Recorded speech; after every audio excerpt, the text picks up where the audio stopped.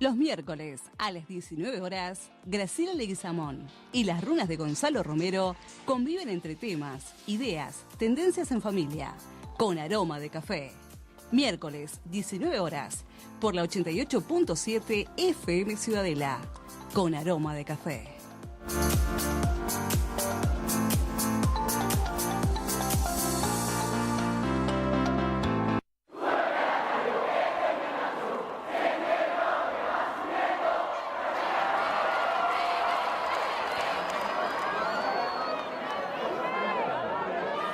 Súbeme la radio, tráeme el alcohol. Súbeme la radio, que esta es mi canción. Siente el bajo que va subiendo. Tráeme el alcohol que quita el dolor. Vamos a juntar la luna y el sol. Súbeme la radio, que esta es mi canción. Siente el bajo que va subiendo. Tráeme el alcohol que quita el dolor. Hoy vamos a juntar la luna y el sol. Ya no me importa nada, ni el día ni la hora. Si lo he perdido todo, me has dejado en las sombras. Te juro que te pienso. Bueno, buenas tardes. Acá estamos con esta canción sobre la radio. Buenas tardes, Esther. Un gusto tenerte con nosotros. Porque Esther es como una cirujana. Ella hace milagros ahí en esa cabina. Le mandamos un beso enorme a Mabel Romero, que es su cumpleaños. Happy birthday to you. Iba a cantar como cantó Marilyn Monroe, pero necesitaría todo el show, y como no tenemos televisión, entonces nada. Te mandamos un beso grande. También a mi querida hija mayor, Rosana Martínez, que hoy cumple sus añitos, que estaba preciosa cuando la fui a ver al mediodía, y comimos canelones de verdura caseros hechos por la madre, legítima y maravillosa. Hoy me vine así, viste, de contar cosas personales, cosas íntimas. Solo hasta ahí llegué, porque es un día muy especial, el día de San Valentín. No voy a contar más nada.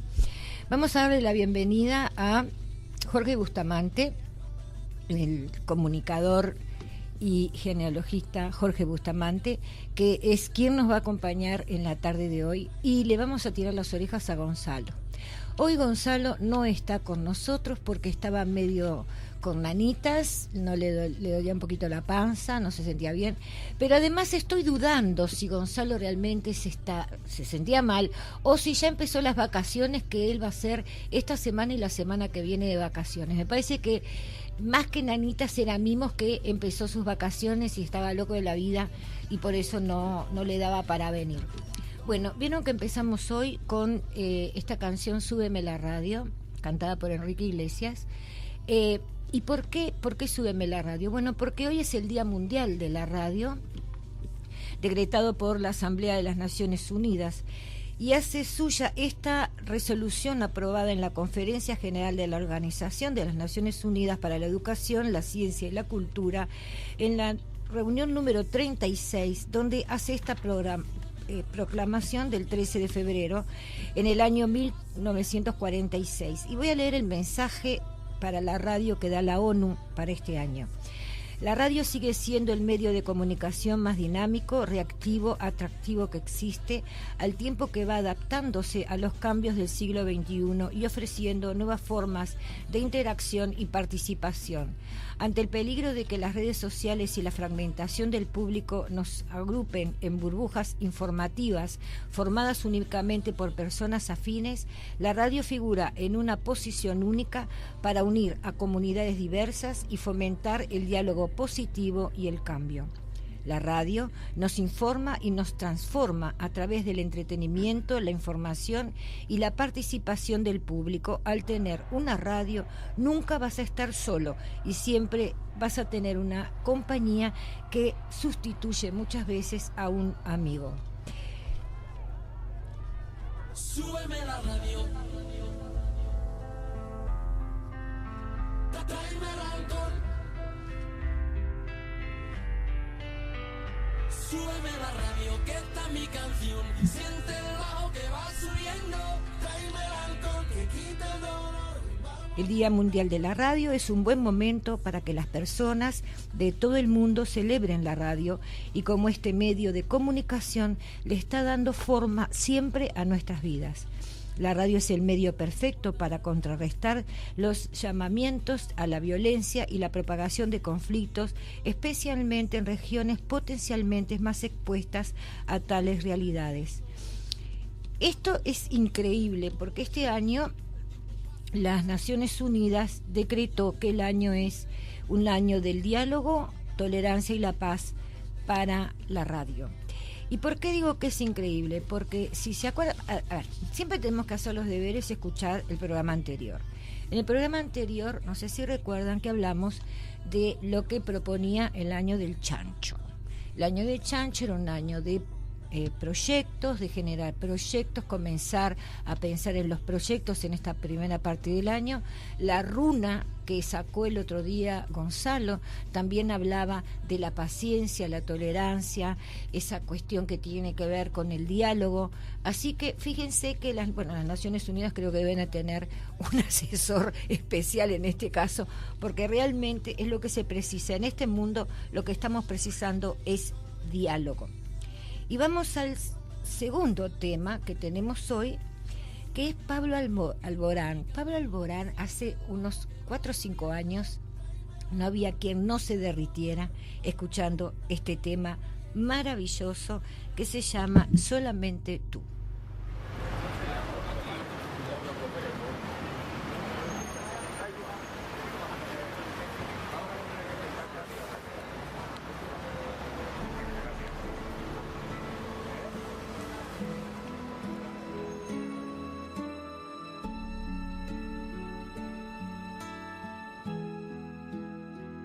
Regálame tu risa, enséñame a soñar, con solo una caricia me pierdo en este mar. Regálame tu estrella, la que ilumina esta noche, llena de paz y de armonía, y te entregaré mi vida. Haces que mi cielo vuelva a tener ese azul, pintas de colores mis mañanas solo tú. Navego entre las olas de tu voz y tú, y tú, y tú, y solamente tú. Haces que mi alma se despierte con tu luz, tú, y tú, y tú. Enseña tus heridas, así la curarás, que sepa el mundo entero que tu voz guarda un secreto. No menciones tu nombre que en el firmamento se mueren de celo. Tus ojos son destellos, tu garganta es un misterio. Haces que mi cielo vuelva a tener ese azul, pintas de colores mis mañanas solo tú. Navego entre las olas de tu voz y tú, y tú, y tú, y solamente tú. Haces que mi alma se despierte con tu luz, tú, y tú, y tú, y tú, y tú, y tú, y solamente tú. Bueno, ¿por qué me puse romántica? En realidad no me pongo romántica, en realidad quiero introducirnos en este tema porque mañana vamos a tener un día que es muy especial. Es un día que parecido a la noche de la nostalgia. La gente compra mucha ropa interior, hay mucha reserva en los hoteles especiales.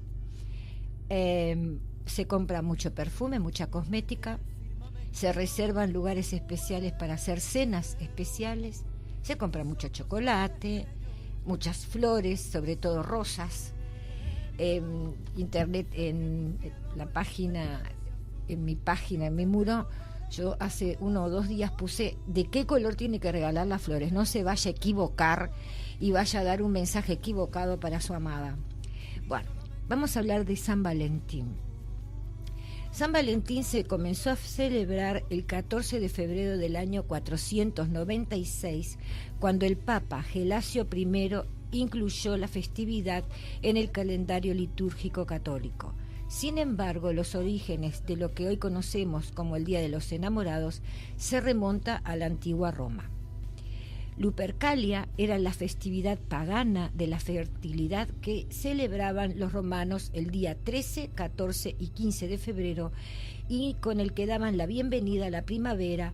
Es lo que marca la base y la esencia de esta festividad. Si recuerdan, cuando hablábamos inclusive la semana pasada sobre el calendario lunar, estas festividades siempre tenían origen en algo que tenía que ver o con la tierra, con la siembra, con las lluvias, con las temporadas de cosecha. Es decir, estas son festividades antiguas que fueron retomadas después y convertidas, por supuesto, por la Iglesia Católica. Según el profesor Noel Lenski de National Geographic, hombres jóvenes se desnudaban y usaban látigos hechos con piel de cabra o de perro para azotar la espalda de las mujeres en busca de mejorar su fertilidad. Hoy los quemarían en la hoguera. Pero ese era el mundo antiguo, un mundo muy brutal, muy primitivo. Años después, la festividad se relacionaría con la Iglesia Católica. Según Catholic Encyclopedia, durante la segunda mitad del siglo III existieron al menos 3 santos con el nombre de Valentín: un sacerdote romano, un obispo de Terni en la ciudad italiana de Umbría, y el tercero, que apenas se sabe algo, murió en África tras sufrir junto a sus compañeros de una terrible agonía. Según la tradición católica, los 3 santos fueron ejecutados un 14 de febrero. Sin embargo, el romanticismo y toda la significación romántica que se le ha colocado a esta fecha vincula solamente al primero de estos Valentines, porque él era médico romano que se convierte en sacerdote y que en el año 270 después de Cristo se opuso al emperador Claudio II, el gótico, cuando éste prohibió el matrimonio entre los jóvenes. ¿Y sabe por qué no quería que se casaran los jóvenes? Porque este señor Claudio II decía que si los jóvenes eran solteros podían rendir mucho más en la guerra, porque nada los ataba. Esa era una costumbre que venía también de los celtas y venía también de los fenicios, me parece que era, sí. El sacerdote Valentín siguió casando a los jóvenes en secreto, hasta que fue descubierto por los soldados romanos. En este punto, la historia de San Valentín se divide en al menos 4 versiones. Una indica que fue decapitado por orden de Claudio en el año 270, otra apunta que San Valentín se enamoró de la hija de su carcelero y poco antes de que lo ejecutaran le envió una carta que terminaba, es decir, con la frase que decía: desde tú, Valentín. Y otra tercera que narra un lugar que en lugar de enamorarse del carcelero lo hizo, le despertó un sentimiento muy grande, pero nada más que para curarla de una ceguera, porque este cura, este médico, fue provocado por el carcelero, que él le perdonaba la vida si le brindaba la visión nuevamente a su hija, y él se la concedió. Esas son las leyendas o las historias que se cuentan sobre San Valentín. El 14 de febrero del 1400 en París se abrió la Alta Corte del Amor, que trataba matrimonios, divorcios, infidelidades y denuncias de abusos maritales. En 1400, es decir, así que ya habían pasado unos cuantos años, pero igual de cualquier manera, en el siglo XV nosotros ya tenemos que había una corte especial para tratar los matrimonios, los divorcios, infidelidades y sobre todo las denuncias por los abusos maritales. En ese siglo también el duque de Orleans escribió la primera carta de San Valentín de la que se tiene registro y estaba dirigida a su amada y fue redactada durante su encarcelamiento en las Torres de Londres. Así que San Valentín, tan divino, tan maravilloso, con esos corazones, todo rojito, con las rositas y todo lo demás, tiene un origen muy dramático y nos cuenta de una historia muy dramática en una sociedad primitiva que recién se estaba conociendo y que necesitaba, desgraciadamente, utilizar la violencia. Así que vamos a ir ahora a un poema que me mandó Gerardo Almada. Porque Gerardo es un personaje especial, un escritor, poeta, investigador, que pertenece al grupo Bahá'í, y él está en este momento en Asia y tuvo la delicadeza de enviarme este poema. Hola querida Graciela, ¿cómo estás? Espero que te encuentres muy bien. Te estoy mandando la grabación de un poema que se llama Los Abrazos y dice así: hay cierta memoria en los abrazos, aromas que se impregnan de domingos, como un jardín botánico o un bosque que desvelan el sueño y la sonrisa. Porque hay personas que te agarran y te abrazan como si fueras un trozo de pan recién horneado. Y hay abrazos que van cosiendo el tiempo palmo a palmo. Hay abrazos centenarios que nos miran a esta hora como un presagio divino de un futuro. Hay cierta memoria en los abrazos, aquellos que, sin motivos, te llenan los labios de besos repentinos, los que te llevan de viaje de ida y vuelta, o los otros que amplifican los latidos, los últimos, los primeros, los que no vuelven, los que no pudimos, los que no fueron, el que llevo reservado en mi sonrisa, por si un día, andando por la calle distraído, siento que te necesito. Te agradezco muchísimo, Gerardo, te mando un abrazo enorme como esos abrazos que decís en el poema. Vamos entonces ahora al tema El Adivino, que es un tema que pertenece a aquel álbum. Vos podés creer que no me sale el nombre del chico de Santa Lucía, el precioso tema. Francisco, sí, de Francisco. Bueno, la caja mágica se llama sí, algo así. Vamos a este tema, que es el track 8 del álbum La Caja Mágica, que se llama El Adivino.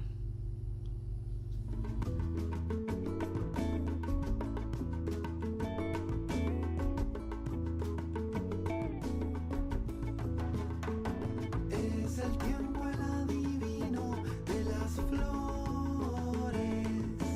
Desperté. Es el aire que me irradia las alturas. Vislumbré. Y yo seguiré el sendero de las lunas. Descubriré.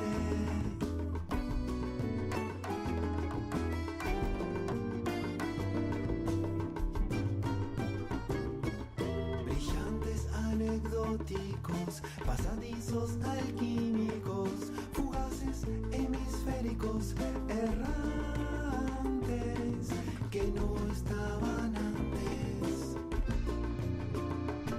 Son caminos que me guían, instintos laberínticos, eternas, cotidianas, utopías, como antiguas profecías.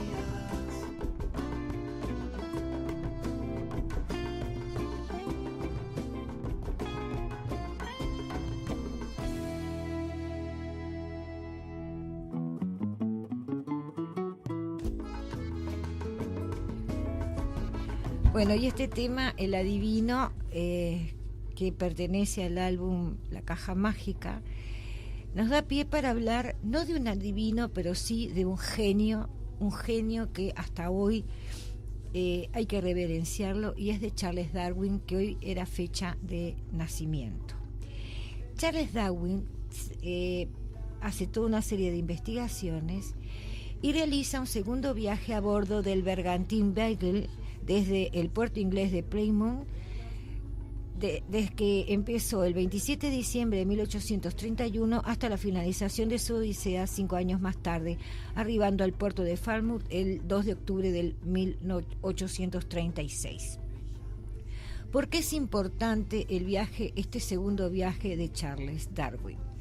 Es importante porque en su transcurso Darwin mantuvo su presencia en territorio uruguayo por casi 6 meses, desde el mes de julio de 1932 hasta finales, desde del año 32, principios de 1833. Él había viajado a Bahía Blanca y desde allí a caballo, acompañado por gauchos e indígenas, hizo un gran viaje hasta Santa Fe y después se vino a Uruguay. ¿Y por qué lo quería poner este viaje? Porque nuestro invitado es muy de hablar de Maldonado, es muy fanático de Maldonado. Charles Darwin, bueno, como dije recién, llega a Montevideo el 26 de julio y aún mareado, después de 21 días de navegación desde Río de Janeiro, en ese momento la capital, Montevideo, no tenía más que 17.000 personas. Cuando llega acá se estaban completando los 17 meses de su viaje y hace Montevideo, Maldonado, Minas, Colonia, Soriano, Buenos Aires y después ya sigue de largo con su viaje. Darwin comparte camalote con otro gran investigador, Fitzroy, hasta que en Bahía se pelean por distintas causas, porque Roy creía en la esclavitud y Darwin estaba asqueado. Darwin no quería saber nada con respecto a la esclavitud, y esto logra esa separación tajante, porque cuando Darwin llega aquí se da cuenta de lo que es toda esa tramoya, ese entramado que tiene que ver con la esclavitud, porque él donde vivía no tenía tanto contacto. En otoño de 1836 él va a Maldonado, recolecta ejemplares de la fauna y de la flora. También viaja hasta el arroyo Polanco, en el departamento de La Valleja, con una escolta de 2 hombres a caballos, debido al riesgo de asaltos, asesinatos que había en la campiña en esos años. ¿Cuál es el comentario? El comentario de Darwin no es muy bueno. Él dice que son una manga de salvajes, que es horrible, que es espantoso. Pero el comentario que hace de Maldonado es muy significativo. Dice: Maldonado es un pueblecito por demás tranquilo y no lo voy a olvidar. Y eso es fundamental para un hombre que hizo. Los comentarios de Darwin en este viaje son terribles con respecto a todo lo que conoció de América. Indudablemente para nosotros es importante porque él, en todos esos estudios que él hace, él lleva mucho de la fauna y de la flora, y en los libros, en esas libretas que él armaba, nosotros podemos ver parte de esa primera fauna y flora que tuvo este territorio. Vamos de vuelta al adivino y después ya pasamos al entrevistado don Jorge Bustamante. Cotidianas, utopías, como antiguas profecías.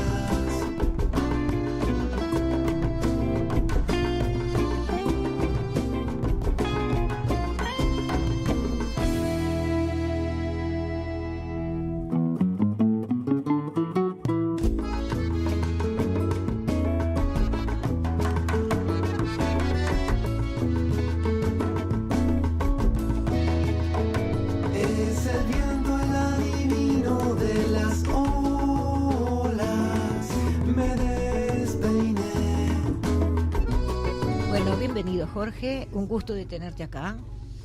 Como que no hablamos nunca, vamos a hablar ahora a lo largo y a lo ancho. Jorge Bustamante es un joven investigador, es especialista en armar genealogías, también es un gran comunicador, es egresado de la Escuela de Comunicación. Es una persona que ha logrado levantar, yo digo siempre que hay un antes y un después en la Casa de Cultura después de Jorge, con una visión de la cultura y una visión de las puertas abiertas, lema que le ha legado a la Casa de la Cultura, porque realmente es de puertas abiertas. No es solo la gente afro que va a Casa de la Cultura, sino que mucha gente de la zona, del barrio, que viene de otros barrios, viene por las actividades. Pero ahora primero vamos a ver quién es Jorge Bustamante. ¿Quién es y qué es Jorge Bustamante? ¿Quién es Jorge Bustamante? Yo también me lo he preguntado.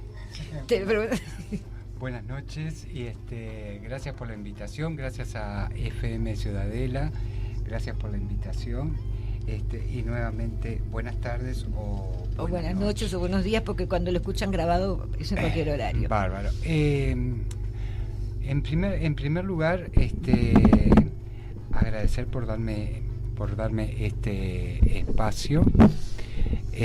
¿Quién es Jorge Bustamante? Bueno, no tan joven primero, ya con casi 58 años. Gracias por lo de joven. Sí, me pareces bárbaro. Engañás muy bien. Bueno, vos lo primero que dijiste es genealogista. Bueno, yo creo que sí, la genealogía es parte de mi pasión, ¿verdad? Yo creo que no había salido del vientre de mi madre cuando ya me interesaba todo lo que tenía que ver con la genealogía. Luego con los años de trabajar, de investigar, de profundizar en todo lo que tiene que ver con la genealogía, principalmente del departamento de Rocha, que de allí es donde es mi familia, logré en un momento determinado poder utilizar esta disciplina, pero que yo en este caso lo utilizo como una herramienta para profundizar lo que es el conocimiento de las familias afro-uruguayas, ¿verdad? Nos ha permitido conocer nuestra cultura, nuestras raíces, nuestra ascendencia afro desde el punto de vista familiar a través de la genealogía. Es que es muy importante saber quiénes somos y de dónde venimos y tener una razón de ser a partir desde la historia, es decir, de la misma manera que se conoce en la historia de los países, las personas, los humanos, necesitamos saber quiénes somos, de dónde venimos, qué nos atrae. De chico eras como insoportable. De chico insoportable, queriendo saber quién eran, no solamente mis familiares más cercanos, qué relación había entre la familia, sino también me interesaba saber qué relación había con las personas más íntimas de mi familia. En el caso de mi madre, vivían en campaña, en un pueblito llamado Parallea, unos 65, 70 kilómetros de la ciudad de Rocha, en la ruta que va hacia Lascano, Cebollatí. Y en esa zona rural, en ese pueblitos ratas que le llamaban, sí. Esos pueblitos que eran ese tipo de pueblos que se iban que iban creciendo al margen de las estancias, porque la mayoría de su gente trabajaba y con lo que podían, con el material que ponían, las mujeres trabajando de lavanderas, cocineras, los hombres como peones, troperos, esquiladores, etcétera, ¿no? Era la forma en que se ganaban la vida. Y estos pueblos del interior, estos pueblitos ratas que le llamamos, estaban poblados en su gran mayoría por personas afrodescendientes, en su mayoría. Y vos chusmeabas todo eso. Entonces, querer conocer no solamente mi familia, sino el entorno de esas otras familias vecinas de las mías, pero también saber el entorno, cómo se vivía en la estancia, para comparar los distintos estilos de vida. Y ahí van apareciendo una serie de personajes típicos de nuestra campaña, ¿no? Tiene una función social muy importante la genealogía en cuanto a no solamente estudia las familias de donde vienen, sino que además todo lo que es en el entorno histórico, el entorno económico, político, es decir, todo tiene un porqué y la genealogía como que lo une. Y si partimos de la base en que la familia es ese núcleo que forma la sociedad, es ahí cuando le damos, yo principalmente le doy la importancia de querer conocer lo que es lo que son nuestra familia. Pero eso también me dio la pauta de conocer no solamente las familias rurales, sino las familias que viven en pueblos del interior, y compararlo con lo que es Montevideo. Claro. Y es ahí cuando comparamos lo que es la expresión cultural de los afrodescendientes en el interior y también en la campaña con lo que es Montevideo. ¿Por qué digo esto? Distinto? ¿Por qué digo esto? Porque cuando hablamos de nuestra cultura, la cultura afro-uruguaya, lo primero que nos viene a la mente es el candombe, ¿verdad? Sí. Y pensamos en los barrios sur, pensamos en el barrio Palermo, sí, como baluartes de nuestra cultura. Pero yo creo que esto es un gravísimo error que estamos teniendo para nosotros mismos, porque estamos conociendo solo una parte muy pequeña de lo que es nuestra cultura. Creer que nuestra cultura afro-uruguaya comienza, como muchas veces digo, y sin querer ofender a nadie, que empieza en el barrio sur, allá donde estaba el conventillo Medio que Mundo, y termina y con que el candombe termina nada más, en sí. Palermo, donde estaba el complejo Reus al Sur, es un gravísimo error, porque fuera de Montevideo lo que tiene que ver con la cultura del candombe no se tenía esa cultura del candombe fuera de lo que es Montevideo, es bien montevideano, ¿no? Entonces yo hablo de la cultura afro-montevideana cuando me refiero al candombe. Ajá. Y sí es cierto de que el candombe es, podríamos decir que es la máxima expresión de nuestra cultura, pero no es todo. Yo creo que la cultura afro-uruguaya trasciende a lo que es el candombe, así como el candombe trasciende a lo que son las llamadas, lo que fueron las llamadas hace poquitos días acá en Montevideo, ¿no? Yo sé otro que tema para hablar, yo sé que largo esto y tendido. Es un tema bastante urticante, es cierto, pero y esto lo puedo hablar con propiedad porque mi familia viene de una zona rural, de nuestro interior tan profundo, tan alejado de Montevideo, alejado en el sentido de conocimiento, ¿verdad? Sí. Y es tan rico el interior y ha enriquecido tanto ese interior Una a lo de que las, es Montevideo. No te quiero cortar, pero sí. Quiero hablar de varias cosas, porque igual siempre digo que esta es una primera entrevista, más adelante van a haber otras. Contanos un poquito todo el descubrimiento que haces de la parte intelectual, la parte del pensamiento, que realizás a partir de estas genealogías que empezás a hacer. Bueno, justamente si partimos, por ejemplo, vamos a ponernos un lugar de partida para entender este tipo de proceso cultural de lo que es la cultura afro-uruguaya. Y pongamos el 3 de diciembre como fecha que celebramos como el Día Nacional del Candombe, pero también la cultura afro-uruguaya y la equidad racial, Ajá. ¿verdad? Ahora, cuando nosotros hablamos de cultura afro-uruguaya, estamos refiriéndonos a todas las áreas de nuestra cultura, ya sea el arte, ya sea la escritura y por supuesto que el candombe, porque ¿cómo vamos a dejar de lado Pero es lo más visible además, ¿no? Es lo más visible y es lo que en este momento con la llamada tenemos esa gran vidriera y por suerte la tenemos y esa es una opinión personal, ¿no? Pero es una lástima de que todo lo demás no tenga la misma difusión, la misma visibilización que ha tenido el candombe y que siempre a lo largo de esta historia ha habido como una disociación entre lo que es el candombe por un lado y el resto de las manifestaciones culturales de nuestra cultura por otro lado, y que lo han tildado de elitista, ¿verdad? Ajá. Y la riqueza que tiene, y todo eso lo podemos comprobar en lo que son los periódicos, que recordemos que ya en agosto de 1872 aparece en nuestra ciudad el primer periódico publicado por el colectivo afro-uruguayo, que en aquel entonces se le llamaba La Sociedad de Color. ¿Y de dónde salía ese periódico? Bueno, eso es importantísimo. Claro, ese periódico es sacado por dos personas principalmente, que era Andrés Seco y Marcos Padín, dos nombres que a lo largo de la historia se han perdido, ¿no? Lo hemos tratado de recuperar justamente a través de la genealogía, saber quiénes eran estos dos intelectuales, escritores, periodistas, pensadores, que tuvieron esa ocurrencia o esa aventura de poder sacar ese periódico que fue La Conservación. Que básicamente recién la abolición, es decir, claro, que a poquitos años de la abolición. Que con la aparición de ese periódico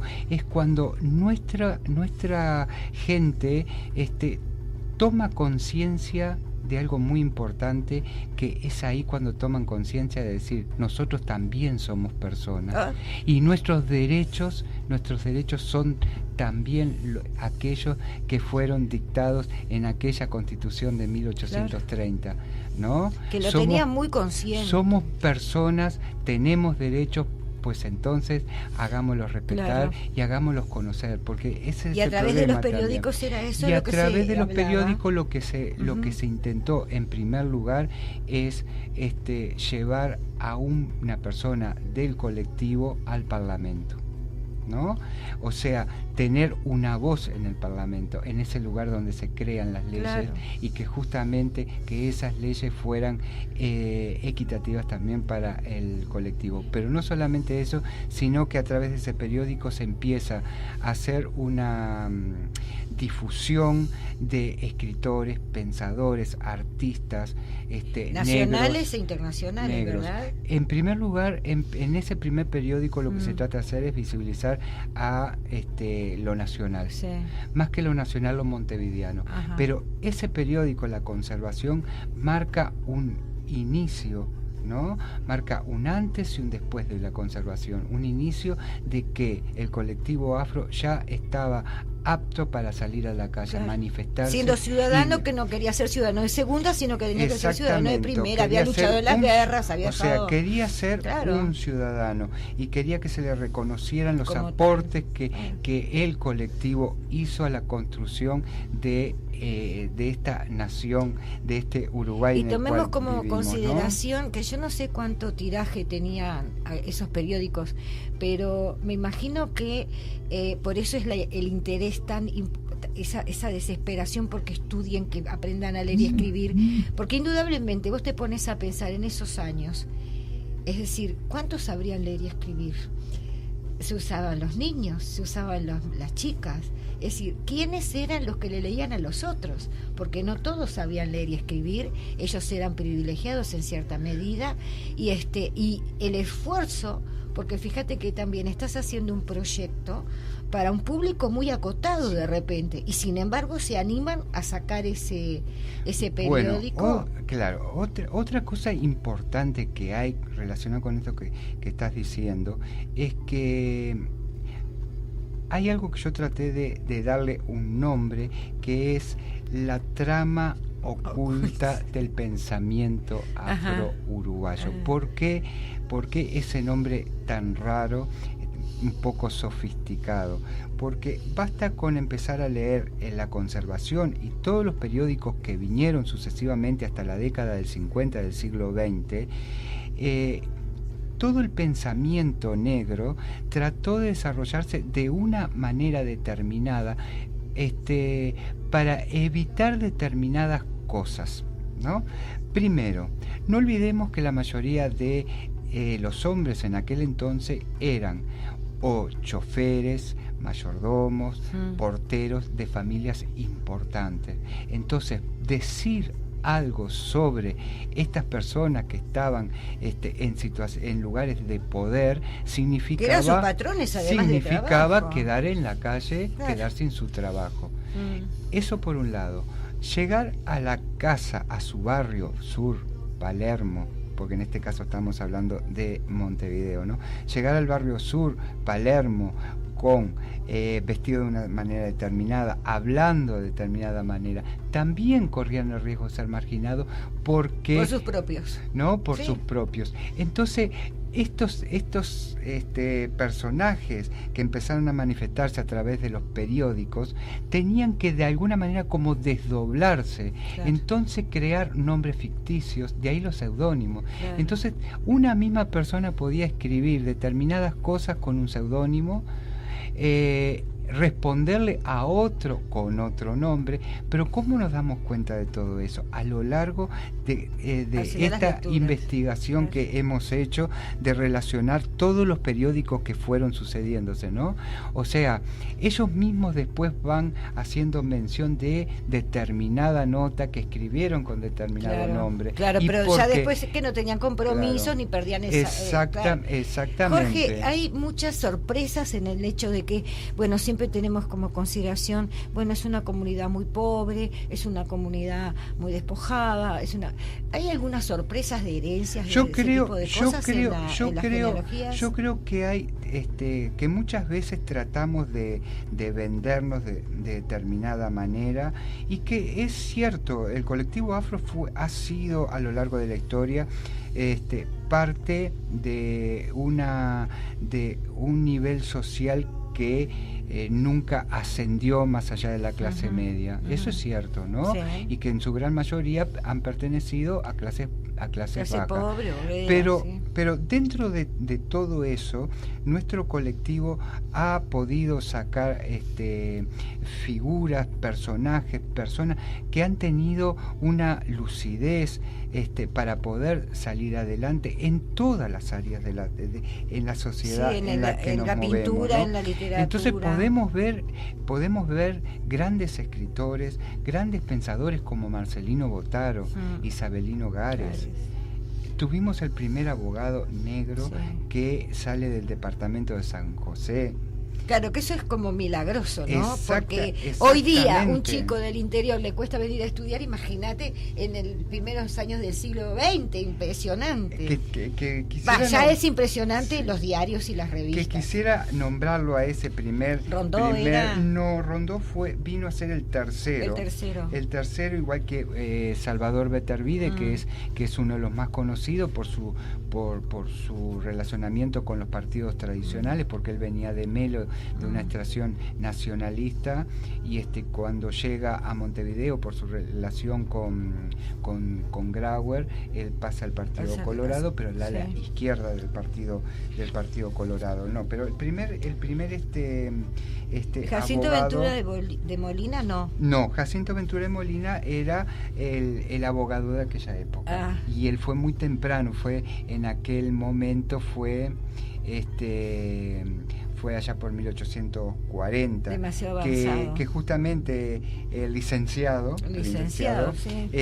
Fue estudiado ya por Alejandro Cortázar, que ya tiene 2 libros, que ha trabajado mucho. Una personalidad fascinante. Muy importante, fascinante, ¿no? Pero es Crisóstomo, se llama Crisóstomo Díaz, fue el primer. Díaz, el primer abogado. Juan Crisóstomo Díaz, que fue el primer abogado, que ya en 1884 fallecía, muy increíble, muy joven, porque muy joven. Se recibió en qué tiempo. Claro, entonces? Quiero resaltar esto porque Juan Crisóstomo Díaz era del interior del país, y fue el primer abogado egresado de la facultad. Mira, yo creo que si quiero puedo.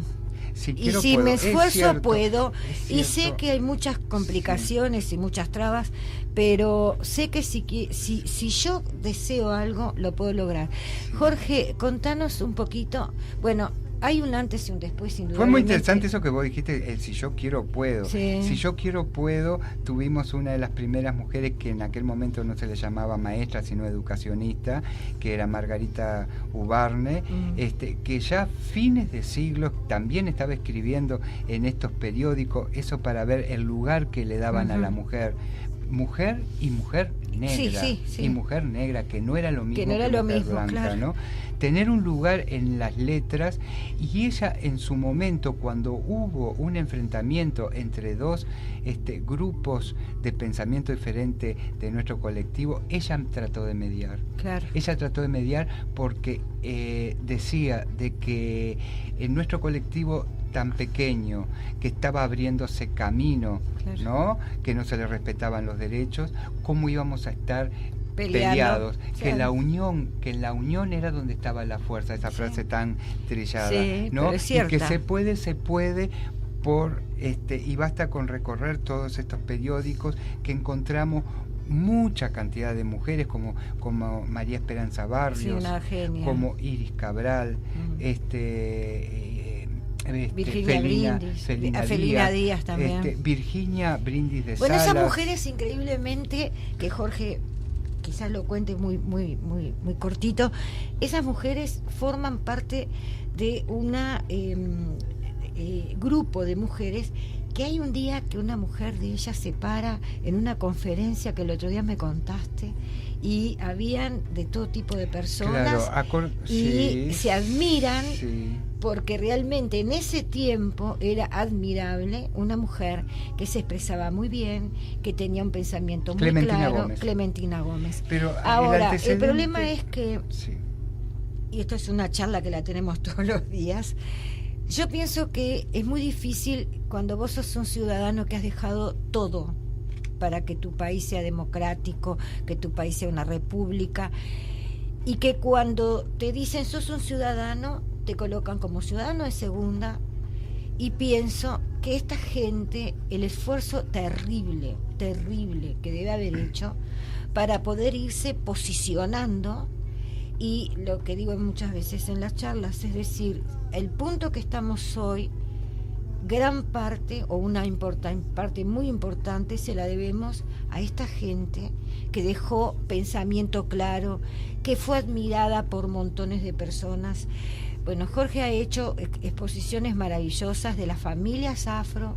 ¿Cómo se llama la exposición? No me acuerdo. Estuvimos, una de las primeras exposiciones que hicimos fue querer recuperar todo lo que tiene que ver con el barrio, la memoria, ajá, y la familia. En este caso los barrios Sur y Palermo. Claro, porque estás ahí, la Casa de la Cultura Sur está y él y la de Flores y Minas. Exactamente. También hicimos otra de las muestras que quiero rescatar, que es la muestra de Invisibilizado. Bueno, esa muestra era la que te iba a decir, que es fundamental. Justamente esta muestra lo que trata de hacer, justamente lo que dice el título, Invisibilizado, sacar de esa invisibilidad a estos personajes de los que estamos hablando, ¿no? Y esto fue muy curioso porque esa idea ya estaba en la Casa de la Cultura instalada para poderla realizar, y en todos nuestros trabajos que estamos haciendo de visibilizar, sí, todas las áreas de nuestra cultura. Un día determinado llegan 4 jóvenes que egresados de la Facultad de Bellas Artes, ofreciéndonos poder retratar a personajes invisibilizados, personajes que fueron importantes para el colectivo, pero que por los problemas de comunicación no estaban visibles. Todo llega, ¿no? Todo Entonces llega. Hicimos una lista muy importante, pero ellos estaban dispuestos en ese momento. Claro, ellos tenían las ganas y ustedes tenían el tema. Entonces cada uno iba a pintar tres personajes, y bueno, así fue como logramos hacer una muestra que tuvo muy buena aceptación, fue muy difundida, incluso logramos llevarlas a otros lugares, y justamente en estos días cada uno de estos artistas que hicieron las obras nos regalaron, dejaron de obsequio para la casa, ajá, un cuadro cada uno que pasan a ser parte la casa, del acervo de la Casa. Contanos de la casa. La casa ha cambiado 180 grados, lo vuelvo a repetir, con sus muestras, con sus talleres. ¿Qué es los talleres? ¿Para quiénes son esos talleres? Bueno, ¿quién puede participar en esos talleres? Bueno, la Casa de la Cultura está de alguna manera pensada justamente para difundir todo lo que tiene que ver con nuestra cultura. Y es una casa, como tú dijiste en primer momento, es una casa de puertas abiertas. Te robaba la palabra, la frase es tuya. De puertas abiertas para todos. Pero no solamente eso, sino que yo siempre le digo, la casa es tuya, es mía, es nuestra. Tenemos que entrar y empoderarnos de cuidarla y respetarla. Exactamente. Que es fundamental. Entonces, a partir de ahí tratamos de trabajar entre todos por la Casa de la Cultura y por nuestra cultura y por nosotros mismos, claro, ¿no? Desde todas las áreas. Y ahí es simplemente llegar y hacer una propuesta y vemos la manera en cómo la podemos. Ahí no miramos ni religión, ni política, ni tampoco si es blanco o es negro. Está perfecto. O sea, la casa es una casa de puertas abiertas para todos. Lo único que pedimos es que colaboren para difundir todo lo que tiene que ver con nuestra cultura. Tampoco ponemos límite en el tema, o claro, sea, vas con una propuesta, la propuesta, incluso todo lo que podamos ayudar para que esa propuesta sacada adelante, lo lo hacemos. Y esta es una nueva directiva que hace muy poquito que ingresaron. Sí, y noviembre, tú sos secretario el 10 de noviembre, presidenta. sí, el 10 de noviembre hubieron elecciones, que por suerte fueron supervisadas por la Corte Electoral. Habían dos propuestas diferentes, una era la 1645 de un grupo que también viene trabajando hace mucho tiempo, de personas que trabajan en distintas áreas de la cultura, y la nuestra, que era la 312.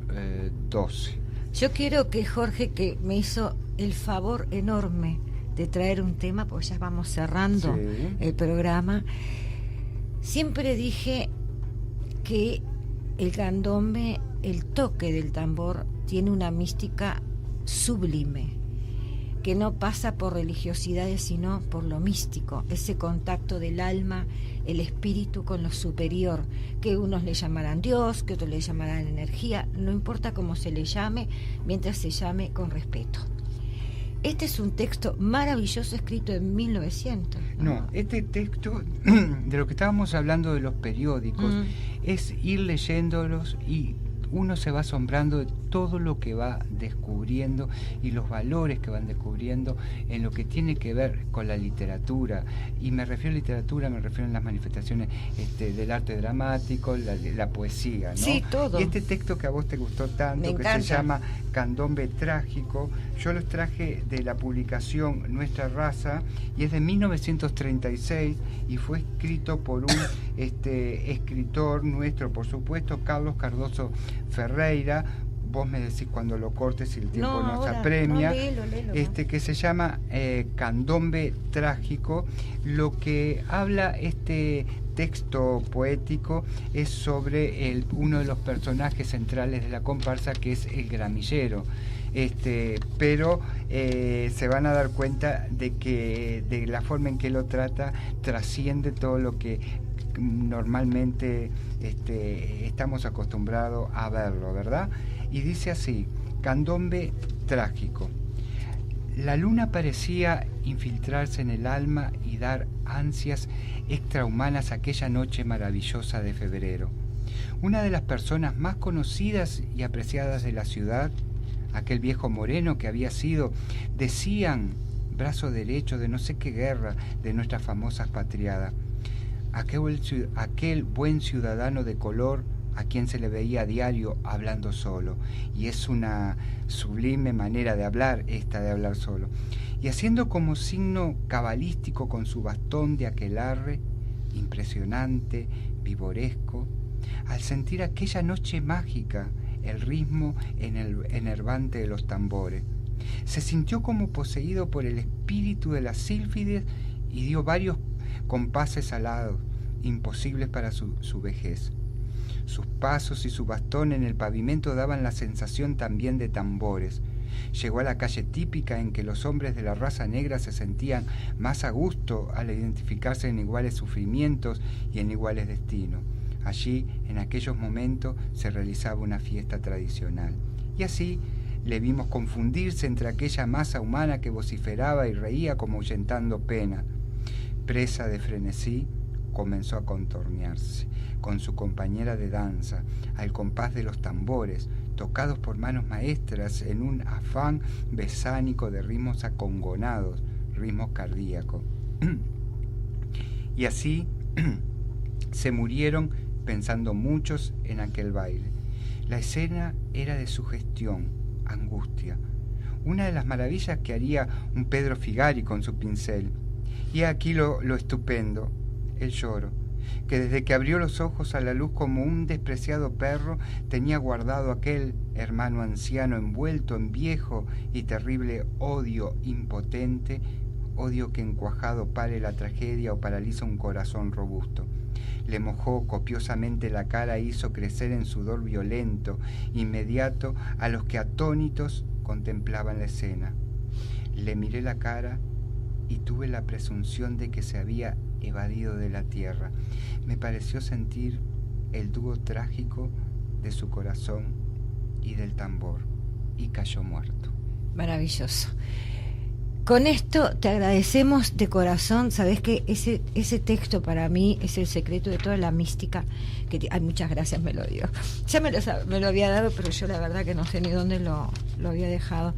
Es un texto maravilloso, preciosísimo, que vamos a ver si lo ponemos en la página de Voces Literarias. Te agradezco muchísimo, Jorge, que hayas venido. Sé que estás atorado de trabajo, pero me parece que es muy importante este estudio que estás haciendo, que no se había hecho, que fuiste la persona que nos dio sentido a nuestro pasado, que nos dijo quiénes somos y de dónde venimos, que hiciste toda una investigación de muchísimas familias que no sabían ni de dónde habían sido, ni de qué, porque realmente la genealogía se trataba siempre de buscar las personas nobles y se trataba de buscar todo lo que podía conectarnos con la nobleza europea, o se buscaba anteriormente para detectar que tenían mala sangre y venían de familia negra o de familia indígena. Es decir, y que este acceso a la genealogía, a saber quiénes somos, lo pusiste tan a la mano y gratuitamente. Por eso, en nombre de todos los que hemos tenido tu trabajo, te doy las gracias. Fue un honor tenerte. Bueno, ya que cerramos, todo aquel que quiera conocer sus raíces, en este caso familias afro, si bien hacemos genealogía de todo, que se acerquen por la Casa de la Cultura. Estamos gran parte del día por allá, pueden acercarse. O llaman por teléfono y piden una entrevista. Ahí está. Es muy importante tener la genealogía, por lo menos saber de dónde uno viene. Y eso también nos explica un poco cómo somos y por qué somos como somos. Esther, muchísimas gracias por haber estado con nosotros. Vamos al último tema. Y bueno, Gonzalo, curate si estás enfermo, y si no, si estás de vacaciones, la verdad me voy a enojar. Vamos a regalarle entonces en este momento la tacita de café para que Jorge, cuando vaya a tomar, Jorge toma té. Así que... Bueno, pero la tacita igual sirve. Pero la tacita es de café, ¿no? No, pero igual, le vamos a hacer honor al programa con aroma a café. Bueno, no, ahora en verano no estamos dando café, morimos, humo nos va a salir. Pero cuando vengas en invierno vamos a tener nuestro café, sí, y vamos a estar con las personas, con los amigos, compartiendo hasta la semana que viene, y espero que mañana coma mucho chocolate, reciba mucha cantidad de flores, y si no reciben nada, vayan a la feria y cómprense una plantita, cómanse un chocolate, ámense a sí mismos, que es muy importante. Esther, muchas gracias.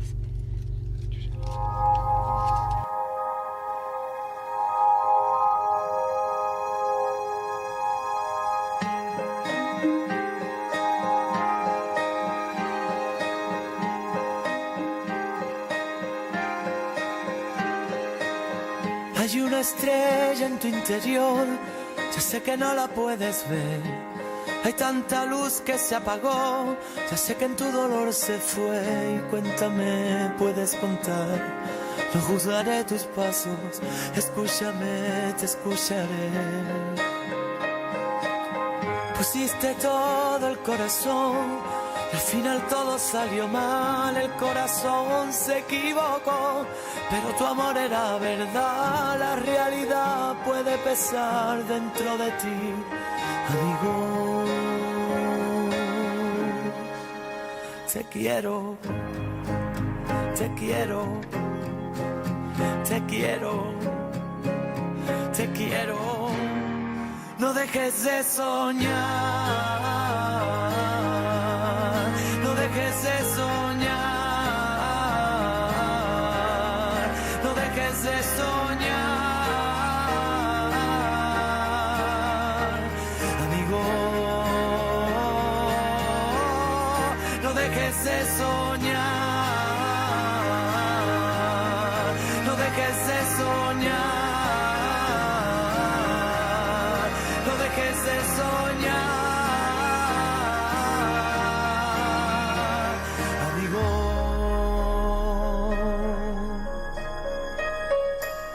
Cuando preguntes el por qué, comienza por pensar en ti. Cuando te olvides otra vez, empieza por quererte a ti. Cuéntame, puedes contar conmigo a cada paso. Escúchame, te escucharé. porque la vida tuya es y siempre tienes que luchar y a veces tienes que perder para luego poder ganar, para sentir, para vivir, para soñar. Amigo, te quiero, te quiero, te quiero, te quiero. No dejes de soñar, no dejes de soñar.